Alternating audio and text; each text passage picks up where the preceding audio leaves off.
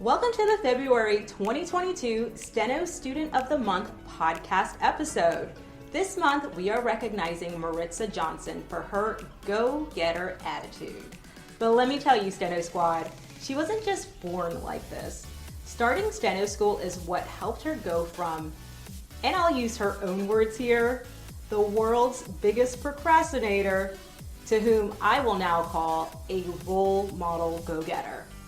Maritza will share with us how she made this transition, and you will be able to implement these actions no matter where you are on your Steno journey because it all boils down to self-awareness. Stay tuned as Maritza will share all of her tips, tricks, and techniques for Steno success. Maritza, how long had you been considering Steno school before you actually signed up for a Steno school? It wasn't long. I know I wanted to go back to school. I went on to look for a career that would allow me the opportunity to make the same amount of money I had been making before. And I went on and I typed in career to make a lot of money without a lot of schooling. But little did I know that the schooling was really, really hard. It wasn't long. It really was a couple of months. I went and I looked at different schoolings. I had a checklist, really. And when I decided the school, it had everything on my list. What were the kind of things that were on your list? When I was researching, there were a lot of people saying you need to write short. And so I was looking for a program that implemented shorter writing. I wanted the school local to me, and I live in Florida. And I thought, okay, that program is going to know what I need as far as the laws and what's required in Florida. What are you seeing as the benefits in starting Steno school at this stage in your life? At this stage, I am 47 years old, and so I feel that it's not too late. It's not too late. I had to leave my other career. I was in the dental field, and I got sick, and I was told I couldn't go back to doing what I actually love to do, and so I needed to find another career. And I never once thought that I was too old to return to school. Steno community has been so great. They've been encouraging at any age. But for me, I feel I'm wiser. I don't want to sound bleak, but I don't have that much time. So I want to get out of school faster because of my age, but also because of my age, I think I know what I need to do to get there. Maritza, when you're saying that you know what you need to do to get through school faster, what exactly are you talking about? I know my learning style. I know what I need to do to change, to reevaluate what's working for me, what's not. I know in the beginning when I started Steno, I had no prior experience. I never touched a machine. I never took the A to Z course. And I was studying at night. I realized that was not working for me because I would do a couple files, I would get tired, and then I would make an excuse that, oh, I did enough. So I had to change. I had to be open to change. I started studying first thing in the morning, and I realized I was more awake, more alert. I learned better that way. And so those are the things I mean when I could get out of the school faster. I was getting more done by changing when, how, where I was studying. All right, so you went from a night owl to an early bird. What time do you typically start your practice sessions on a normal Monday through Friday? Now I get up at 5:30 and I get ready for the day. I even started this year, the beginning of 2022, applying makeup, which had been forever. And I have no plans on leaving the house, but I thought just little things that would pep me up, start my day. And so I wake up at 5:30, I get ready, I do the normal brush your teeth, wash your face, and I start reading something inspiring or meditating, and then I start around studying about 6:30. I always have my machine on. I shut it down at the end of the night. Once I turn it on in the morning, it's always on. Image breeds confidence and confidence breeds success. So about that whole makeup and getting ready, there's something to it. It definitely helps, even if no one will see you. It definitely will help you and help your performance. So you said a lot and I want to break it down. That transition from night owl to early bird, how did you do it? It wasn't easy. It wasn't easy. I had to do it in little steps because I was going to bed at 2 or 3 in the morning. And then I would have to wake up at 8:30 because I do have a daughter that I homeschool and I have to get her day started. Some people can thrive on 4 hours. I'm not one of those people. I need 8 hours of sleep. And so that's when I had to look and reevaluate what was going on because mentally I wasn't really learning. It's called intentional learning. I wasn't grasping some things. So it was a slow process, is what I'm saying. So each night I would go to bed an hour earlier. I'd wake up maybe 15, 20 minutes earlier. That's how I did it, gradual. Eventually I started going to bed about 9:30 and waking up at 5:30. And then that's where I'm at now. What are the differences that you see between nighttime practice and daytime practice? Daytime practice is harder. How Well, does it depends because there's so much going on in the day. Before, when I was doing nighttime practice, I was okay with just schooling my daughter, getting all the things done, and then sending them off, my family to their thing while I sat at the computer and kind of just closed myself in. In nighttime practice, it was quiet and there was no motion, there's nothing distracting. But again, I was only getting so many hours of practice because I was tired. I was not focused and it was nighttime. So naturally my body just wanted to go to sleep. And so I was making excuses.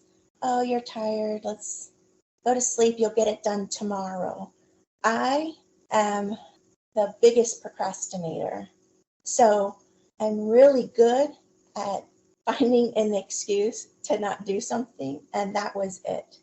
And even though I was telling myself I'm getting it done, I could have pushed myself. But when it's at night and it's that late, I tell myself, oh, it's okay, go to bed, you'll do it tomorrow. And then eventually, every day, it was that way. And then I was getting less and less done. Right. Your willpower, it's like a muscle. So by the Right. end of the day, it's tired. So it's so much easier to put things off. It's so much easier to procrastinate the later the day goes on, to just leave it for tomorrow. There's always a reason to leave it for tomorrow, but we have every reason to try to get it done today.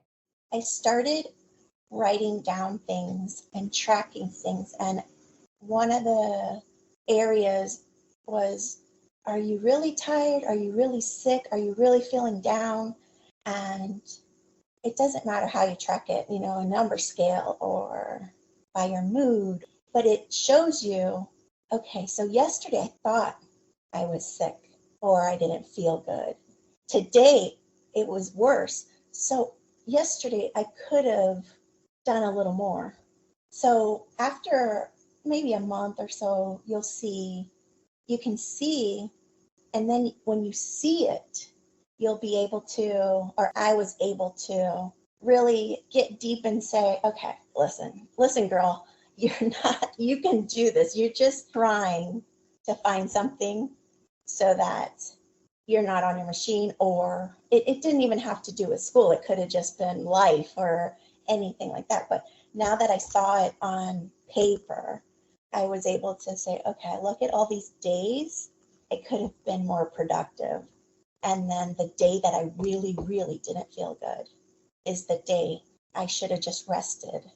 And when you see more than 50% of that month, sometimes I did. I looked at it and I said, it was kind of disappointing. I was disappointed in myself because I knew I could do better. So for a period of time, you did like an audit of why you didn't practice or why you didn't practice as much as you felt that you should have. Is that what you did? Yes, because And like I said, I'm a procrastinator. And so I really was tracking my excuses more than anything else. and were you tracking them? Were you writing them down at the end of the day or throughout the day or the next day? It was throughout the day. How long did you do this tracking? Well, I still do it. So started I started for a month or two, and I still do it. I still track, not because now for my excuses, but just to track my moods. Or now it's actually turned the corner. It's more for my good days versus bad days, and I have a lot more positive days than I do negative days. And I don't want to say it like that, negative or positive. It's more like I don't have as many excuse days. So on your best practice days, let's just call them your best practice days, how many hours are you getting? I like to get between 4 to 5 hours a day. That's dictation hours. I love working on my dictionary, and I like to watch the videos. What does your typical practice routine look like on your really good days, those days where you're able to get in at least 4 to 5 hours of practice? What are the kinds of things that you're doing? So I start off with finger drills. I watch a video. What kind of video? So the program I'm in, StenoKey, there's a video attachment to each chapter that I learn. And I watched the video just to see if I've written everything down. I write notes. I'm still old school. I use paper, but I write my notes down on paper, and then I transfer them to my dictionary. And so I'll watch this video to make sure I caught everything, or I might have missed something. And if I did, then I write it down and then transfer it to my dictionary. Like I said, I love dictionary work. I like to see brief a word and see if it matches Magnum Steno theory.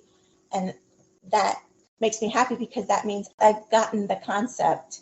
It's always a cool thing when you go back and then it just clicks and there's no thinking involved. It just happens. And that's why I like dictionary work. All right, so it sounds like you're building your dictionary from scratch. Is that correct? Yes. Okay, so what are the benefits that you recognize from building your dictionary from scratch? Well, first of all, why are you building your dictionary from scratch? So the program that I'm in, StenoKey, it was required that we start from scratch. Now, I had a dictionary, but somebody else's dictionary, and there were words, or some of it was defined for them. So like a write it out word, they're all unique, and that's the fun part. It's how I hear it or how I think it sounds. So it's my word, and it's really, again, unique to me. And when I look back, I see all the words I've already input into my dictionary, and it shows how far I've come. So I like to look at that. Maritza, you mentioned there's a video lesson for every chapter. What chapter are you currently in? Currently, I'm starting chapter 18. What is the speed that you're required to pass all of your chapter 18 files before moving into chapter 19? So my exit speed right now, I'm working toward 140. So your exit speed is 140 words per minute for chapter 18, but you also mentioned earlier that you're doing speed building. So what's the highest speed you've been doing now, like basically in the last month for speed building? I'll go back to the previous chapters, and they're about 180 words per minute. The 180 word per minute files that you've been doing this last month, how long are they? What's the length of the file? They're a minute long. And I mean, isn't that, 180, how long ago did you start Steno school? I started at the end of February of 2021. Okay, so basically almost a year, like 10 months in, you've been working, doing your speed building at 180. Yes. Anything that's from chapter 1 through 17 of the Magnum Steno Theory textbook. And so how does that feel? Like 180, that's pretty remarkable in your first year. I feel like there's not much pressure for these files. It's not like a theory file. These are fun files to see what you can catch. And when I hear them, sometimes I do have a little giggle because to me, it is fast, but you really don't have time to think. Your fingers are just moving. But again, for these files, there's no pressure. I don't feel it's a pass or fail. And when I do grade it and it's a lower score, I'm just happy that I got something. It really helps you see how far you've come, which helps build confidence. It makes it easier for you to want to keep pushing on, like Yes.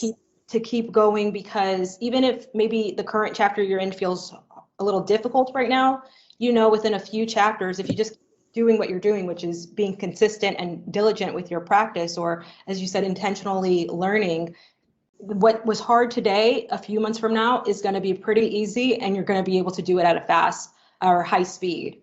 Now, I know you said that even if your scores are low, kind of give us a range on what your scores are like when you're doing these 180 files. So I did a 180 file yesterday, and I got a 61 first attempt, a 91 second attempt, and a 93 third attempt. All right, so yeah, the 61 was kind of rough, but then you got a 91 and then a 93 on your second and third attempt. StenoKey, any dictation file you touch, you do it at least 3 times. Now, do you feel like that 91 and that 93 is a better reflection of your skills, or do you not really feel that way since you've already heard the material before? I know in real life, I won't be able to say, can we rewind and do that again?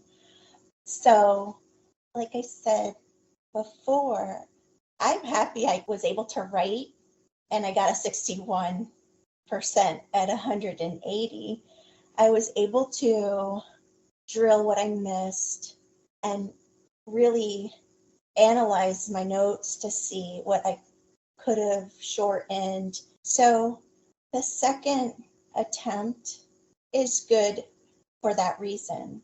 But first attempt, of course, I want to get a better score, but that was at 180 words per minute. So I'm pretty happy about that.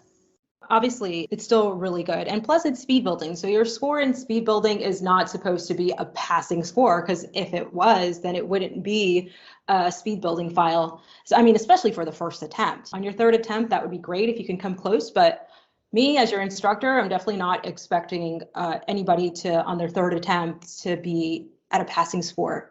But at least when you're doing your second and your third attempt, and since you've already drilled since your first attempt, so basically you learned from your first attempt, now you get to actually practice writing these words at a higher speed. And I think that's really where the magic is when it comes to doing these speed building files, and the reason we're doing 3 attempts.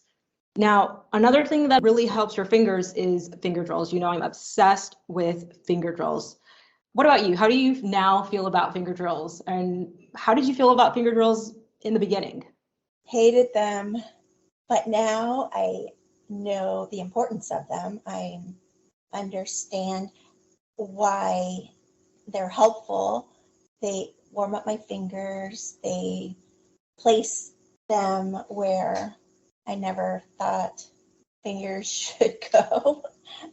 But why I did not enjoy finger drills is because of the metronome. That I had one that was like the classic piano one and so there's so many out there now. There's one that just flashes a light, and that's the one I use now so that it's not as annoying to me. But then I can really see the speed that I'm drilling.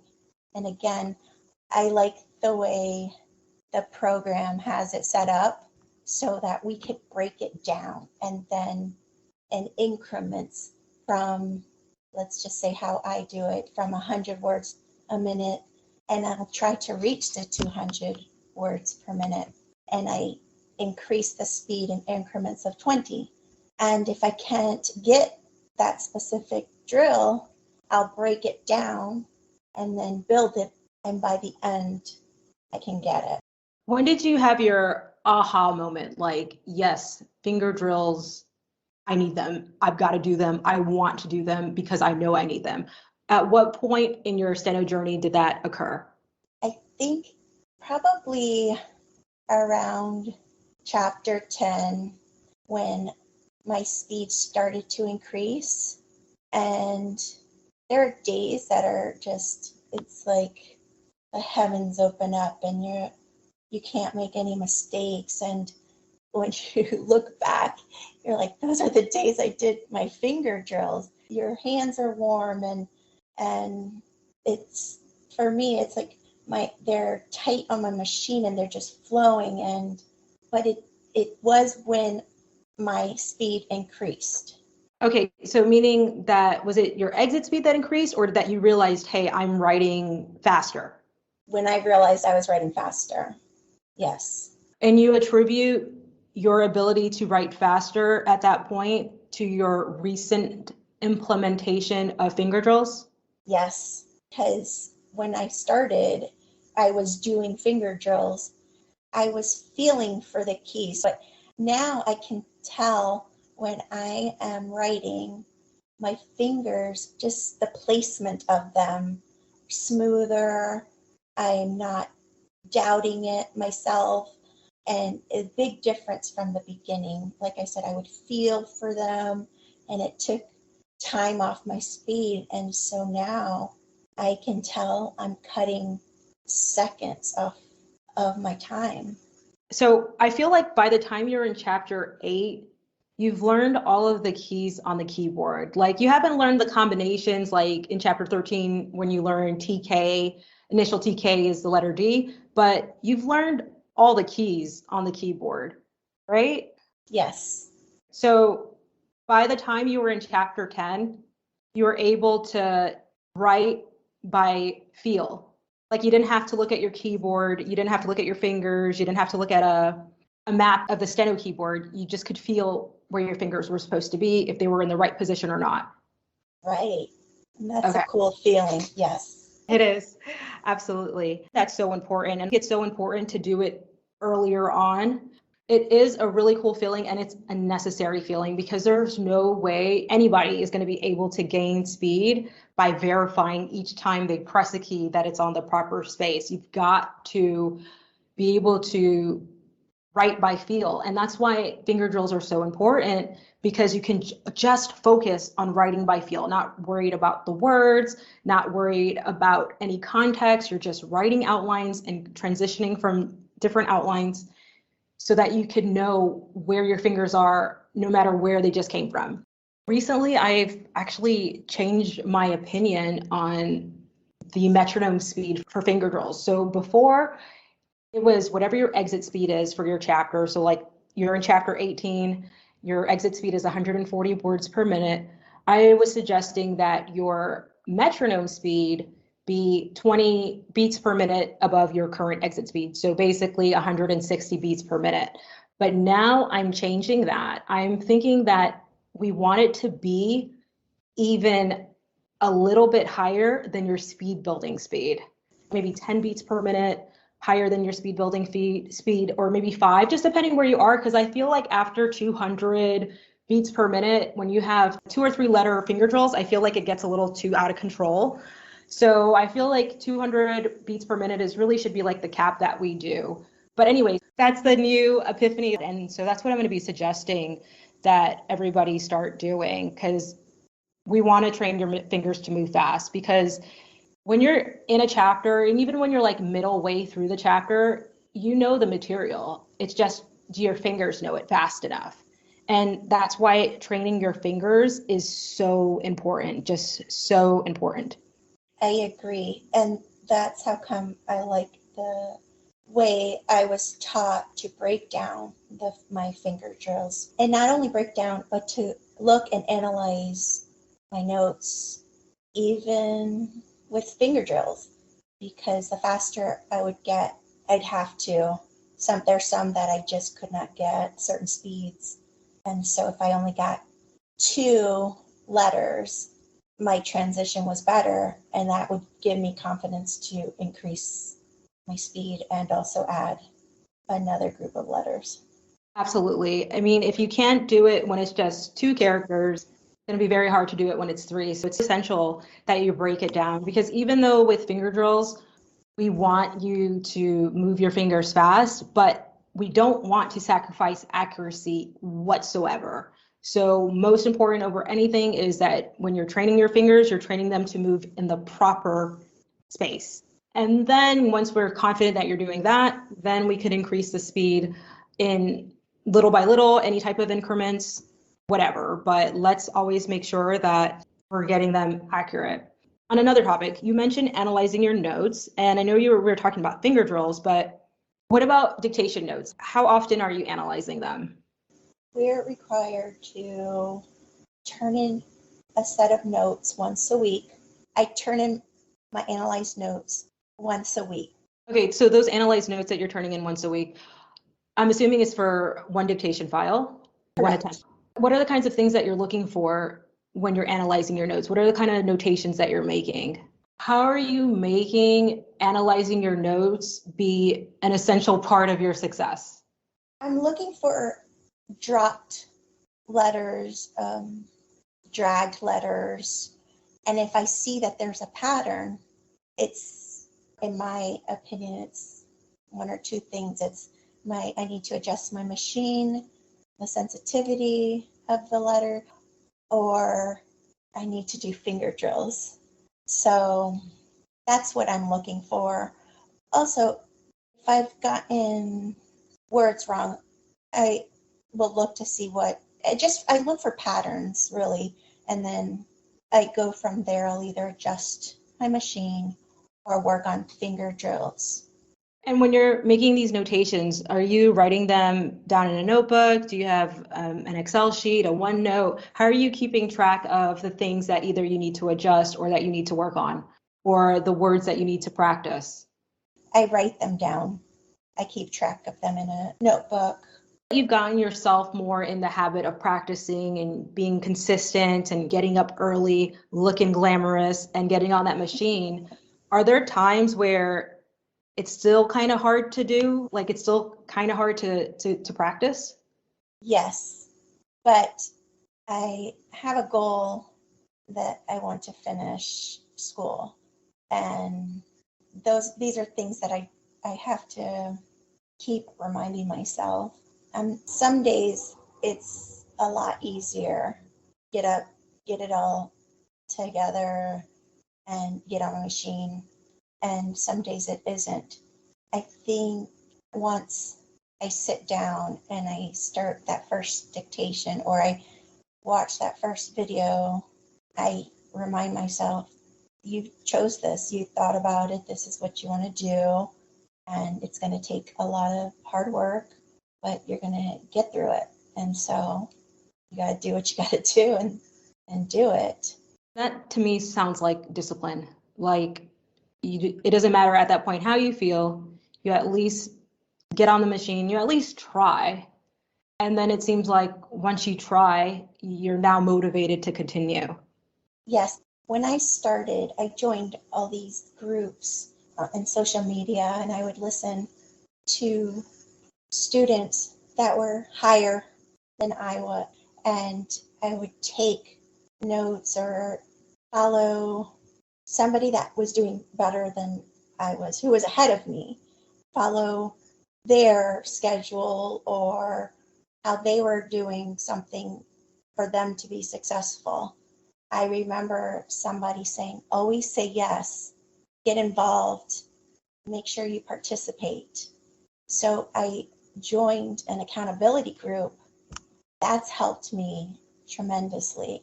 It's kept me accountable, made sure I tracked things, I wrote date appointments, make sure I was on top of my schedule. So yes, once I sat down on my machine, it was easy to start, but I had to get to my machine. Again, there's days you don't want to do it. And I have to tell myself, that's why I have all these trackers, like to look at my mood, to look at, and to always go back to see how far I've come and be proud of myself for how far I've come. You're not always going to be motivated to do it. Right. You don't need motivation to get it done. You just got to get it done. What is something that you notice a lot of Steno students struggle with, and what's your solution to that struggle? That's a hard question. It really is. Some it's time management, some it's negativity or doubting yourself. When I looked into court reporting, I was blown away that the percentage of people that graduated or that finished or was so small. It never occurred to me that I wouldn't finish, or that like that would deter me from starting. It's hard, it's a lot of work, but I've never thought I would not finish or that I'm not capable. So I see a lot of that for me. I needed to be open to change, to see what was working for me today. Next month, when I start a new chapter, I might have to change things up, and I have to be open to that. I love our community. I love everybody that helps me, that they're open when I have a question. They help. I can get answers, or we can work through it. I try to incorporate, again, if somebody is successful at something, I think I need to try that, because if that worked for them, it might work for me. Now, in being part of the Steno community and looking at the posts from the people who are in speeds that are higher than you or in chapters that are further ahead than you, do you ever deal with comparing yourself, comparing your journey with their journey? Now, maybe it comes with age, I don't know, but I stopped that a long time ago. When I see students that are further along than I am, I feel happy, and I feel like, oh, I cannot wait to get there, to get where they were. They've put in their time, they've sacrificed, they are exactly where they should be. And there's a reason that they are where they're there at the chapter above me or faster speed than I am. They're the ones that I look up to. Now, Maritza, what's so lovely to me about the Steno world is that we all have the main goal of reaching a certain speed and a certain accuracy level. And the traditional route is learning theory and then going about speed building, and then also doing several extracurricular or academics while pursuing your speeds and learning your theory. Now, StenoKey is, I want to say, completely different in the sense that you start speed building and theory on your first day of the program. So since that's so different, do you ever have, I mean, I don't even want to ask, do you ever have doubts, because it's 100% normal to have doubts, to be questioning the route that you take at some point or another. But obviously now you're committed. So what was it that helped you stay committed and be okay with doing things the non-traditional way? Our goal is learn a theory, build up our speed, and graduate, get out into the field, and live a happy life. But this is a new concept, and I haven't once doubted that I shouldn't be here. I haven't doubted the concept of the school, because I feel like incorporating speed building into theory so far for me has worked. I'm comfortable at the speed I'm in, Why are you convinced that this curriculum will work? Why does it make sense to you? Incorporating the speed building with learning theory at the same time, it works for me because it's in little pieces. So each chapter, I have a goal to increase my speed just a little while learning those concepts. And I like that speed is incorporated in my theory because each chapter I get to practice those concepts that I've learned while building my speed. So by the end of theory, I'll have increased my speed. What I'm trying to say is that it's not going to hit me all at once at the end. What is your best tip for time management for Steno students? Time management, that's something I'm still working on. I've shut my phone off during practice hours or practice time. I realized that was just a real distraction for me. And as far as our dictation, best tip I have for Steno students regarding time management is limit the time you spend on each file. Put a timer on if you have to. Thank you, Maritza, for all of these tips that you've shared with us. Thank you for sharing your story with us. And I really, really appreciate you being on this episode. And I definitely want to thank you for all the diligent practice that you've been putting while in the StenoKey program. And we are so proud to call you our Student of the Month. Thank you, Kat. Thank you for allowing me to share what I have with you today.